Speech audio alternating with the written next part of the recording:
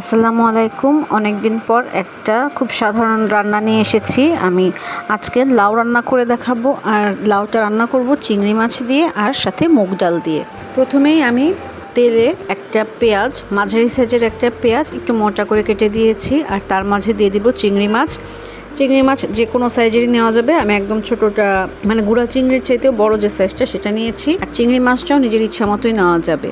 তো আমি নিয়ে নিয়েছি হাফ কাপের মতন, মেজারমেন্ট কাপের হাফ কাপের অর্ধেক পরিমাণ মুগ ডাল নিয়েছি। মুগ ডালটা প্রথমে ভেজে আমি কিছুক্ষণ পানিতে ভিজিয়ে রেখেছি, আর ভেজেছি হচ্ছে খুব অল্প তাপে, খুব অল্প পরিমাণে, মানে কালারটা চেঞ্জ হয়নি, জাস্ট হালকা একটু সেন্ট বের হয়েছে। তো পেঁয়াজের মধ্যে আমি চিংড়ি মাছ দিয়ে একটু ভেজে মুগ ডালটা দিয়ে দিয়েছি। সেই ভেজানো মুগ ডালটা আমি 10 মিনিটের জন্য ভিজিয়ে রেখেছিলাম।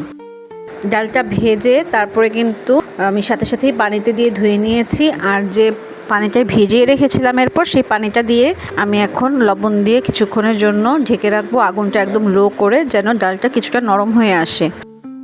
এই রান্নাটা ডালটা আস্ত থাকবে, গলে যাবে। কিছুটা লবণ দিয়ে নিলাম, আর এরপর আমি ঢেকে দিব। রেসিপিগুলো ভালো লাগলে আমার চ্যানেলটাকে সাবস্ক্রাইব করতে পারেন, ভিডিওটাতে লাইক দিতে পারেন। ডালটা সিদ্ধ হবার জন্য আমি এখন ডালটাকে ঢেকে দিব, আর আগুনের আঁচটা একদম লো করে দিব।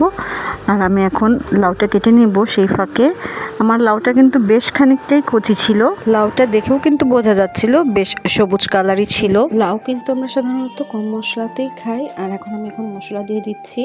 এখানে মরিচের গুঁড়া দিয়ে দিচ্ছি হাফ টেবিল চামচ পরিমাণ, আর হলুদের গুঁড়ো দিয়ে দিব হাফ টেবিল চামচ পরিমাণ, দিয়ে হালকা একটু কষিয়ে নেব। কষানো না ঠিক, মানে মশলাটা মিশিয়ে নিচ্ছি আমি ওই ডাল আর চিংড়ি মাছের পানির সাথে। তো এখন আমি লাউ দিয়ে দিচ্ছি, আর লাউ দেওয়ার পর সব মশলার সাথে লাউটা খুব ভালো করে মিশিয়ে নিব। মিশিয়ে নিয়ে ঢেকে দিব। ঢাকার পর 5 মিনিটের মধ্যে আর ঢাকনাটা খুলবো না, আর চুলার আঁচটা থাকবে একদম লো।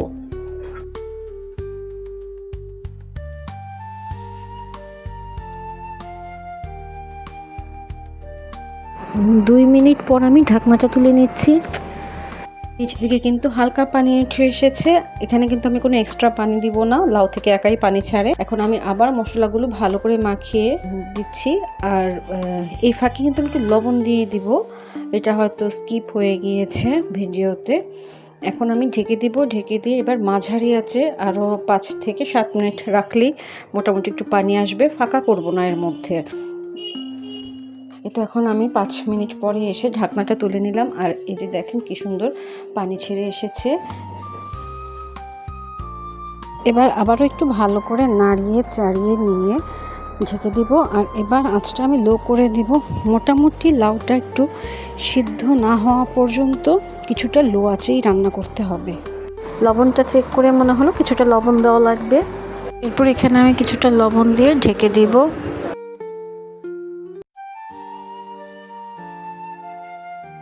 ঢাকনা দিয়ে ঢেকে দিচ্ছি।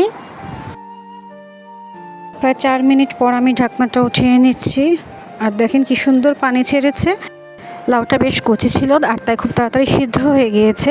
যদি এটা অতটা কচি না হতো তাহলে আমি চুলার আঁচটা কমিয়ে আরও কিছুক্ষণ চুলায় বসিয়ে রাখতাম সিদ্ধ হবার জন্য।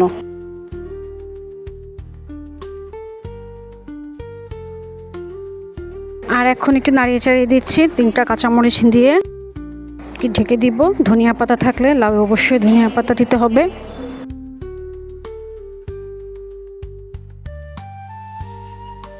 এই তো তৈরি হয়ে গেল দারুণ সুস্বাদু মজাদার লাউয়ের তরকারি। তবে এক্ষেত্রে বলে নিচ্ছি, ডাল চিংড়ি মাছের পরিমাণ কম বেশি করা যাবে। আর এর তরকারি ভাত, রুটি, পরোটা যে কোনো কিছুর সাথে অনায়াসে খাওয়া যাবে। আপনারা বাসায় ট্রাই করে দেখতে পারেন।